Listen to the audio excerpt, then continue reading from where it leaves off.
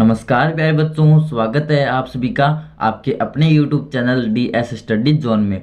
प्यारे बच्चों, आज के इस वीडियो में हम पढ़ने वाले हैं NCERT की कक्षा 8 की गणित की प्रश्नावली नंबर 2, जिसका नाम है एक चर वाले रैखिक समीकरण। और इसके अंदर हम प्रश्नावली 2.1 के सवाल हल करने वाले हैं। तो चलिए प्यारे बच्चों, वीडियो को करते हैं स्टार्ट और करते हैं प्रश्नावली 2.1 के सवालों को हल। उससे पहले प्यारे बच्चों, अगर आप कक्षा 8 की गणित की तैयारी अच्छे से करना चाहते हैं तो इस चैनल को अभी से सब्सक्राइब कर लीजिए, क्योंकि प्यारे बच्चों इस चैनल पर आपको कक्षा 7 से लेकर कक्षा 9 तक की गणित की तैयारी करवाई जाती है, वो भी एकदम अच्छे तरीके से। और पूरा सिलेबस का सॉल्यूशन आपको इस चैनल पर देखने को मिलने वाला है, तो इस चैनल को अभी से सब्सक्राइब कर लीजिए। तो चलिए प्यारे बच्चों, करते हैं प्रश्नावली 2.1 को। सवाल है हमारा कि निम्न समीकरणों को हल कीजिए और अपने उत्तर की जांच कीजिए। तो प्यारे बच्चों, इन समीकरणों को हमें हल करना है और हमें उत्तर की भी जांच करनी है कि हमारा जो उत्तर है, जो आंसर है हमारा, वो सही है या नहीं है। तो चलिए करते हैं हल। तो पहला हमारा प्यारे बच्चों कि 3x बराबर 2x प्लस 18। तो इसको मैं यहाँ पर नोटबुक के अंदर लिख लेता हूँ। तो पहला सवाल हमारा प्रश्नावली 2.1 का सवाल नंबर 1 हमारा प्यारे बच्चों कि 3x बराबर 2x प्लस 18। और हमें करना क्या है, इस समीकरण को हल करना है। ये एक समीकरण है, इसको हल करना है। हल करने का मतलब है प्यारे बच्चों कि x का मान ज्ञात करना है। यहाँ पर x एक चर है। चर का मतलब होता है कि ऐसी राशियां जिनका मान लगातार बदलता रहता है। जैसे मान लेते हैं कि इस सवाल के अंदर x का मान 2 आएगा, तो ये ज़रूरी नहीं है प्यारे बच्चों कि अगर कोई दूसरा सवाल है उसके अंदर कहीं पर भी x आया है तो वहाँ पर भी x का मान 2 आए। वहाँ पर 3 आ सकता है, 4 आ सकता है, कुछ भी आ सकता है उस समीकरण के अनुसार। तो इस प्रकार प्यारे बच्चों, चर का मतलब होता है कि जिसका मान लगातार बदलता रहता है, और अचर का मतलब होता है कि जिसका मान कभी भी नहीं बदलता। जैसे 3 एक अचर संख्या है। 3 एक अचर संख्या क्यों है? क्योंकि 3 का मान कभी भी बदलता नहीं रहे। क्योंकि 3 का मान 3 है तो प्रत्येक जगह इसका मान 3 ही रहने वाला है किसी भी सवाल के अंदर। तो इस प्रकार चर का मतलब होता है जिसका मान बदलता रहता है, अचर का मतलब होता है जिसका मान बदलता नहीं रहता है। तो इस समीकरण को हल करने का मतलब है कि चर का मान ज्ञात करना, यानी x का मान ज्ञात करना। तो प्यारे बच्चों, x का मान कैसे ज्ञात करेंगे? तो इसके अंदर आपको करना क्या है कि जो जिसका हमें मान ज्ञात करना है, हमें यहाँ पर x का मान ज्ञात करना है, तो हम क्या करेंगे, x वाले पद एक तरफ कर लेंगे और जो संख्याएं हैं उनको एक तरफ कर देंगे। जैसे यहाँ पर बराबर का निशान लगाते हैं। जैसे यहाँ पर 3x है, बराबर में 2x प्लस 18 है, तो हम क्या करेंगे, इस 2x को बराबर से इस तरफ ले आएंगे, तो ये 3x का 3x रह जाएगा। बराबर में 2x है तो 2x प्लस का है, इसको इस तरफ लाएंगे, तो प्यारे बच्चों ये हो जाएगा माइनस का 2x। क्योंकि हम जानते हैं कि प्लस की कोई भी संख्या बराबर से किसी भी साइड जाती है तो वो माइनस की हो जाती है, और अगर माइनस की कोई संख्या बराबर से किसी भी साइड जाती है तो वो प्लस की हो जाती है, यानी उसका चिन्ह चेंज हो जाता है। तो ये हो गया 3x माइनस 2x बराबर का बराबर 18 को यहाँ पर ऐसा का ऐसा लिख देंगे। तो हमने क्या किया कि 2x को इस तरफ लेकर आ गए, तो ये हो गया माइनस का 2x। अब 3x में से 2x घटा देंगे तो ये बच गया 1x, और 1x को हम डायरेक्ट x भी लिख सकते हैं, बराबर में 18। तो इस प्रकार x का मान आ गया हमारे पास 18, और हमें करना क्या था, हमें x का मान ज्ञात करना था। तो इस प्रकार ये आ गया प्यारे बच्चों हमारा आंसर, यानी ये आ गया हमारा उत्तर। तो इस प्रकार पहले सवाल के अंदर x का मान होगा 18, यानी समीकरण को हल करने का मतलब यही होता है कि उसके अंदर जो भी चर दिया गया होता है उसका मान ज्ञात करना होता है। तो इस प्रकार पहले समीकरण का हल हो गया 18। अब हमें क्या करना है, इसके उत्तर की जांच भी करनी है। अब क्या करेंगे, उत्तर की जांच करने का मतलब ये होता है प्यारे बच्चों कि हमें देखना है कि ये जो हमारा आंसर आया है ये सही है या गलत है। अब ये कैसे जांच करेंगे, तो जब ये x का मान 18 आया है, ये मान हम इस समीकरण के अंदर रख देंगे और ये दोनों साइड बराबर हो जाएगी, तब हमारा ये आंसर सही है अन्यथा गलत है। तो हम क्या करेंगे, हमारी समीकरण है 3x बराबर 2x प्लस 18। अब क्या करेंगे, x की जगह 18 रख देंगे, तो लिखेंगे x बराबर 18 रखने पर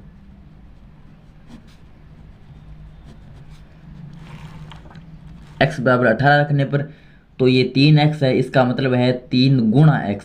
ये x और 3 दोनों एक दूसरे के गुणा में है, तो इसको यहाँ पर लिख देंगे 3x।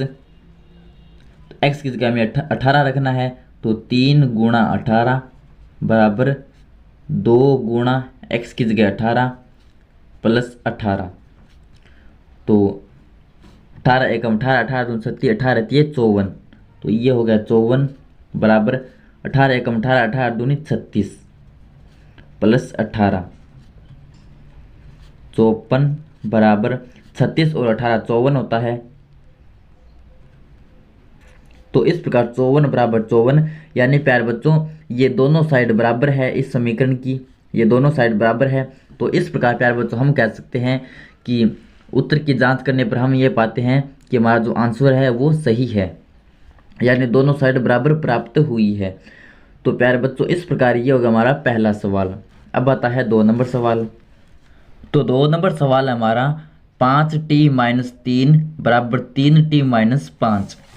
तो सवाल को यहाँ पर लिख लेते हैं। सवाल हमारा 5t माइनस 3 बराबर 3t माइनस 5, ये सवाल है, इसको हल करना है। यहाँ पर हल करने का मतलब है t का मान ज्ञात करना है। तो मैंने आपको बताया, यहाँ पर लिख लेते हैं हल, यहाँ पर भी लिख लेते हैं हल। तो मैंने आपको बताया कि जिसका हमें मान ज्ञात करना है उसको एक साइड कर दो और संख्याएं हैं उनको एक साइड कर दो। तो ये 5t है, इसको तो यहाँ पर ऐसा का ऐसा लिख देंगे। फिर यहाँ पर हम ये देखते हैं प्यारे बच्चों, ये माइनस का 3 है, इसको एक बार छोड़ देते हैं, इसको हम बराबर से उस तरफ भेजेंगे।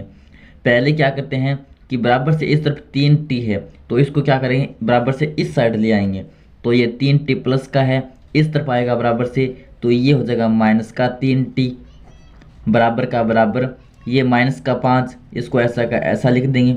अब यहाँ पर ये देखते हैं 3 बच गया, तो ये माइनस का 3 है, इसको बराबर से इस तरफ लेकर आएंगे, तो ये हो जाएगा प्लस का 3। हमने क्या किया, ये प्लस का जो 3t है इसको तो इस तरफ इस साइड ले आए, और ये जो संख्या है इसको इस साइड ले आए, क्योंकि मैंने आपको बताया कि जिसका मान ज्ञात करना है उसको एक साइड कर दो और संख्याओं को एक साइड कर दो। 5t में से 3t घटाएंगे, बच गया 2t और बराबर का बराबर माइनस 5 प्लस 3 है, इसको प्यारे बच्चों हम इस प्रकार भी लिख सकते हैं 3 माइनस 5, इस प्रकार भी लिख सकते हैं। 3 माइनस 5 का मतलब है कि 3 में से 5 को घटाना है, 3 में से 5 को घटाना है। हम जानते हैं 3 छोटी है 5 बड़ी है, तो छोटी संख्या में से बड़ी संख्या घटा नहीं सकते, तो 3 में से 5 नहीं घटाएंगे बल्कि 5 में से 3 घटाएंगे। 5 में से 3 घटाएंगे बचेगा तो 2, लेकिन वो 2 बचेगा माइनस का, क्योंकि माइनस की संख्या यहाँ पर बड़ी है। तो 3 में से 5 घटाएंगे तो बचेगा माइनस का 2, तो ये बच गया माइनस का 2। इस प्रकार 2t बराबर आ गया माइनस का 2। 2t का मतलब है कि दोनों एक दूसरे के गुणा में है, 2 गुणा t है। और प्यारे बच्चों हम जानते हैं कि गुणा वाली संख्या को जब बराबर से इस तरफ भेजते हैं तो वो भाग में चली जाती है। तो 2t है, t तो यहाँ पर रह जाएगा, ये 2 गुणा में है, इसको बराबर से इस साइड भेजेंगे, ये माइनस का 2 है, इस 2 को बराबर से इस साइड भेजेंगे तो ये इस माइनस 2 के भाग में चला जाएगा, क्योंकि ये यहाँ पर गुणा में है, बराबर से इस दूसरी साइड आएगा तो ये भाग में आ जाएगा। तो 2 में 2 का भाग देंगे बचेगा 1, लेकिन ये 1 बचेगा माइनस का, क्यों पर यहाँ पर माइनस और है। तो इस प्रकार t का मान आ गया हमारे पास -1। इस प्रकार हम कह सकते हैं कि इस समीकरण का हल है -1। अब कर लेते हैं उत्तर की जांच। तो उत्तर की जांच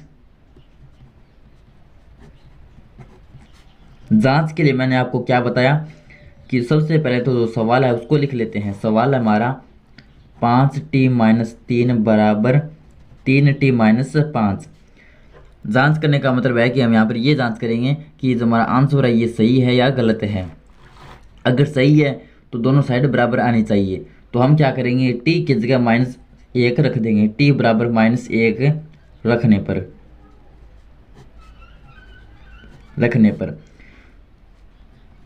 तो 5 का 5 टी गुणा में है, तो टी की जगह रख देंगे -1, फिर -3 बराबर का बराबर 3 का 3, टी की जगह -1 -5, 5 गुणा -1 ये हो गया -5, -3 बराबर 3 गुणा -1 यानी ये हो गया -3 और ये है -5। -3 -5 और -3 का मतलब हो गया -8 बराबर -3 -5 का मतलब हो गया -8, -8 बराबर -8 यानी दोनों बराबर है। इस प्रकार हम कह सकते हैं कि हमारा जो आंसर है वो सही है। तो यहाँ पर हम अंत में लिख देंगे कि अतः हमारा आंसर सही है। अब प्यारे बच्चों -5 -3 8 कैसे हुआ ये भी मैं आपको बता देता हूँ। तो प्यारे बच्चों ये है -5, ये है -3, इसका मतलब ये होता है कि ये -3 है। यहाँ पर बीच में हम प्लस भी लगा सकते हैं, प्लस में है -3 यानी हम -5 में -3 जोड़ रहे हैं। तो -5 और -3 हो जाएगा -8। इस प्रकार होता है ये। तो इस प्रकार प्यारे बच्चों ये होगा हमारा 2 नंबर सवाल। अब आता है 3 नंबर सवाल। 3 नंबर सवाल हमारे पास 5x + 9 बराबर 5 + 3x।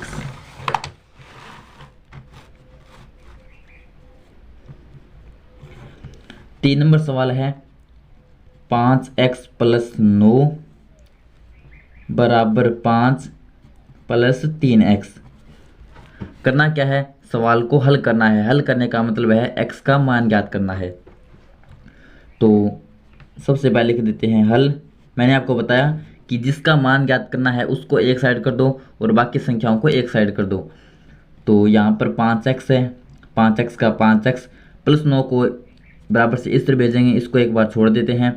सबसे पहले x का पद देखते हैं। तो यहाँ पर x का पद एक और है, तो ये प्लस का 3x है, ये बराबर से इस साइड है, तो इसको बराबर से इस साइड लेकर आएंगे तो ये प्लस का 3 हो जाएगा -3x। फिर बराबर में हमारे पास 5 का 5 और ये +9 बच गया, ये इस तरफ प्लस का है, बराबर से इस तरफ आएगा तो ये -9 हो जाएगा। तो 5x में से 3x घटा देंगे, बच गया 2x।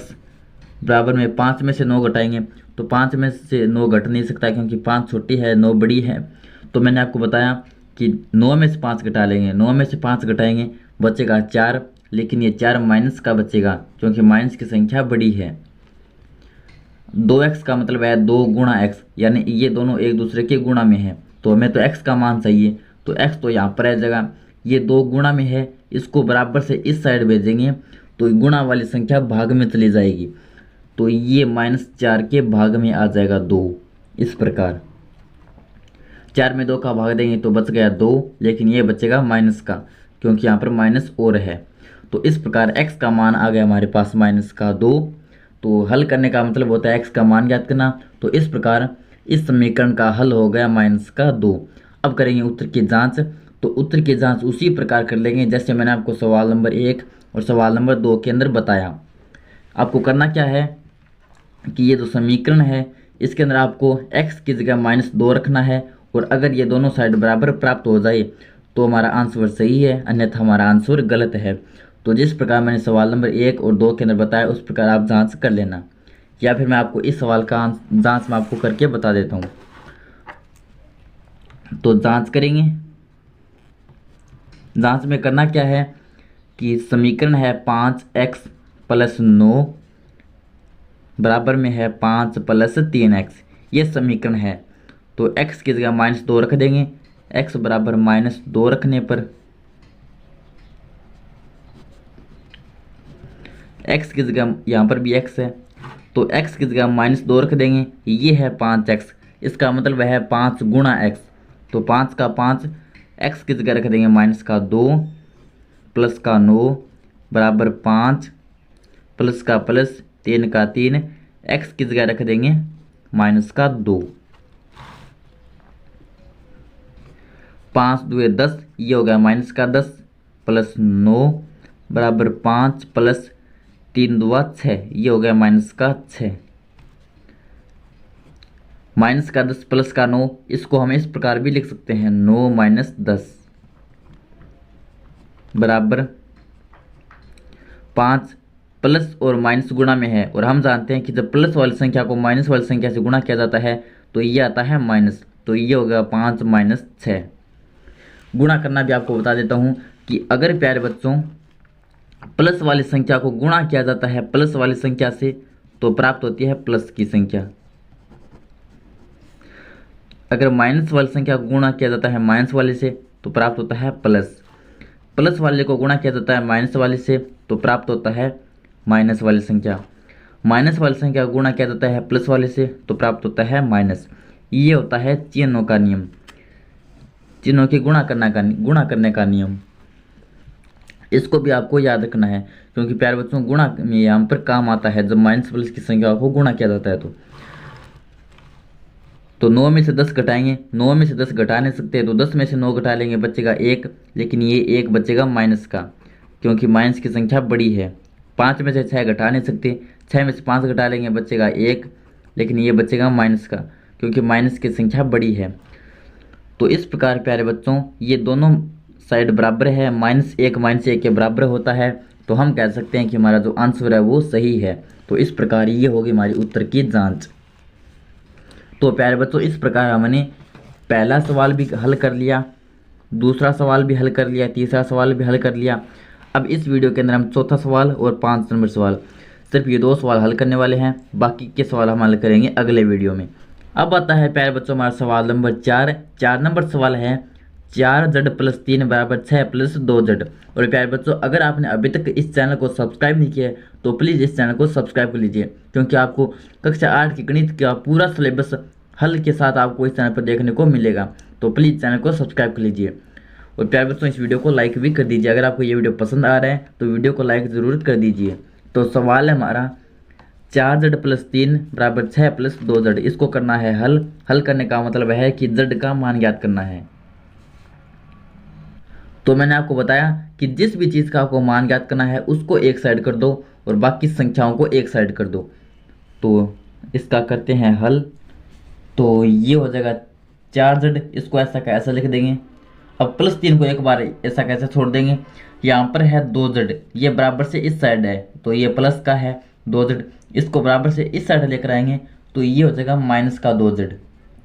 और बराबर में है हमारे पास 6 का 6, अब बच गया प्लस का 3, तो ये बराबर से इस साइड है, इसको लेकर जाएंगे इस साइड तो ये आ जाएगा 6 के माइनस में। ये प्लस का है, ये बन जाएगा यहाँ पर माइनस का। तो इस प्रकार प्यारे बच्चों z वाली टर्म को एक साइड कर लिया और जो संख्या है इनको एक साइड कर दिया। अब क्या करेंगे 4z में से 2z घटाएंगे तो बच गया 2z, बराबर 6 में से 3 घटाएंगे तो बच गया 3। 2z का मतलब है 2 गुणा z, यानी ये दोनों एक दूसरे के गुणा में है। तो हमें तो z का मान चाहिए, z को तो ऐसा का ऐसा लिख देंगे, ये 2 गुणा में है। तो जब 2 को बराबर से इस साइड लेकर आएंगे तो हम जानते हैं कि गुणा वाली संख्या भाग में चली जाती है जब वो बराबर से दूसरी साइड जाती है तो ये 2 आ जाएगा 3 के भाग में। तो इस प्रकार z का मान आ गया 3/2। यही है इसका हल। अब करेंगे उत्तर की जांच। तो जांच के अंदर आपको क्या करना है कि जो समीकरण है इसको ऐसा का ऐसा लिख देना है। अब क्या करना है z की जगह आपको 3/2 रख देना है। तो z बराबर 3/2 रखने पर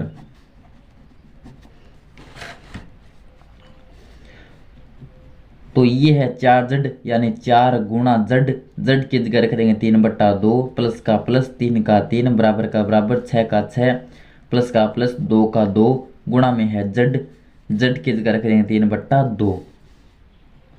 4 गुणा 3/2 है तो ये जो 4 है ये इस 2 से कट जाएगा क्योंकि ये ऊपर भाग में है, ये जो 4 है ये तो ऊपर भाग में है क्योंकि ये ऊपर गुणा में है और ये 2 नीचे गुणा में है तो ये 4 2 से कट जाएगा। तो 2 एकम 2 2 दूनी 4, तो ये बन गया 2 गुणा 3 यानी 6, 2 तिया होता है 6, प्लस का प्लस 3 का 3 बराबर का बराबर 6 का 6 प्लस का प्लस, ये 2 2 से कट जाएगा तो यहाँ पर बच गया 1, 2 एकम 2 होता है, यहाँ पर भी 1, यहाँ पर भी 1, तो ये होगा 1 × 3, तो ये आ गया 3। और कोई भी संख्या के अंदर 1 का भाग देने पर उसका मान में कोई चेंज नहीं होता है, तो 1 × 3 ये हो गया 3 एकम 3। 6 3 होता है 9, बराबर 6 3 होता है 9। दोनों साइड बराबर है, तो हम कह सकते हैं कि जो हमारा उत्तर है, जो हमारा आंसर है वो सही है। तो इस प्रकार प्यारे बच्चों आंसर यानी उत्तर चेक करने का मतलब ये होता है कि हमने जो आंसर निकाला है वो सही है या नहीं है। तो हम क्या करते हैं उसके अंदर कि जो मान आया है उसको उस समीकरण में रखते हैं, और अगर दोनों साइड बराबर आ जाती है इस प्रकार, तब तो हमारा आंसर सही है, अन्यथा हमारा आंसर गलत है। तो अब आता है हमारा आज के इस वीडियो का लास्ट सवाल, सवाल नंबर 5। बाकी के सवाल करेंगे अगले वीडियो में हल।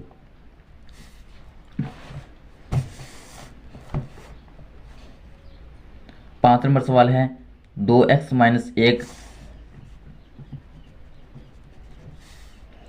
बराबर में है 14 - x।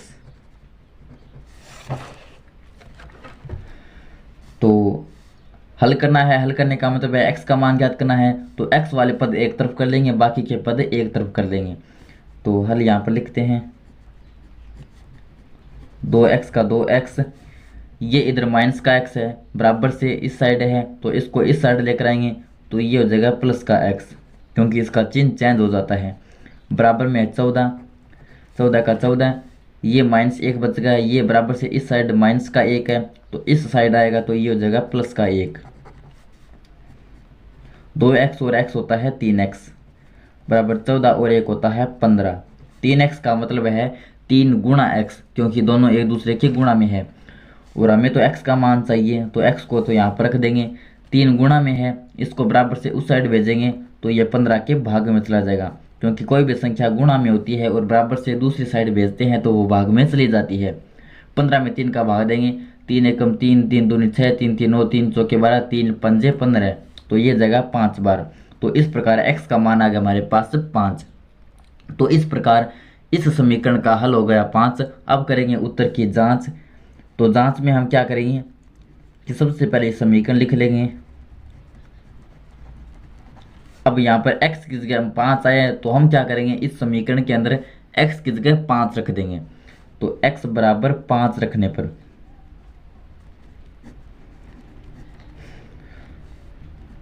तो 2 का 2, 2x है, इसका मतलब है 2 गुणा x, दोनों गुणा में है, तो 2 गुणा x, x की जगह रख देंगे 5, माइनस का 1 बराबर 14 - 5, x की जगह 5 रख दिया। तो 2 गुणा 5, तो 5 2 10, 10 - 1, तो ये हो गया 9, बराबर में है 14 - 5, तो ये हो गया 9। अब प्यारे बच्चों यहाँ पर आपको क्या करना है कि आपको सबसे पहले ऐसा नहीं करना है कि 5 में से 1 घटा दिया तो बच गया 4, अब 4 को 2 से गुणा कर देंगे, ऐसा नहीं करना है।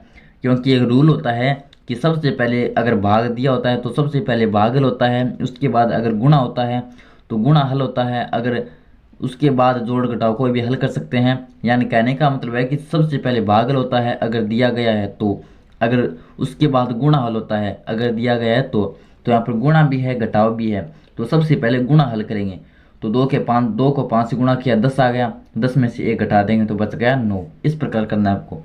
तो 9 बराबर 9 आ गया जो कि सही है, तो हम कह सकते हैं कि हमारा जो आंसर है वो भी सही है। तो इस प्रकार उत्तर की जांच कर ली हमने।